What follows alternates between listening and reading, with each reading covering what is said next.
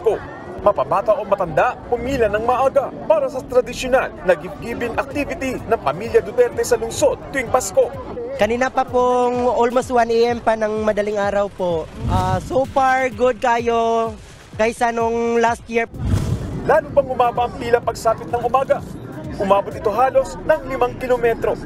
Ang magkakabarangay na ito, umarkila pa ng dump truck para makapunta sa gift-giving. Bukod sa gift box na may lamang mga delata at bigas, may gift certificates at cash din na ibinigay. Nakasanayan na namin na pumila dito tuwing Pasko. Kasi last year nandito rin ako. So parang nasanay na kami na pumila dito para makahingi ng pamasko kay Mayor Baste. So dati kay Mayor Inday Paz. May special lane naman para sa PWD, buntis at mga senior citizen. May pa-concert din para sa lahat ng pumila.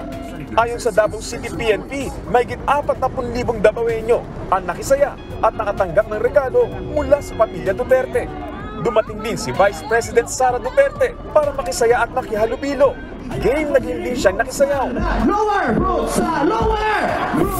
Nagbigay din siya ng Christmas message.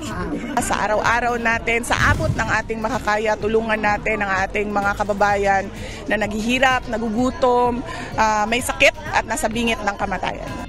Sa bukod na mensahe, nagpasalamat si BP Sara sa frontliners na nagtatrabaho sa panahon ng Pasko. Ang inyong walang pag-iimbot na pangako at kahandaang magsakripisyo para sa Diyos, ating bansa at inyong mga pamilya ay nagsisilbing tanglaw ng pag-asa at katatagan.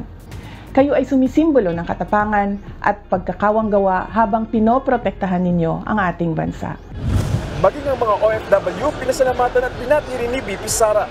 Walang hanggang pasasalamat sa ating mga kababayan na nasa labas ng bansa, ang ating mga minamahal na overseas Filipino workers at Filipinos living abroad.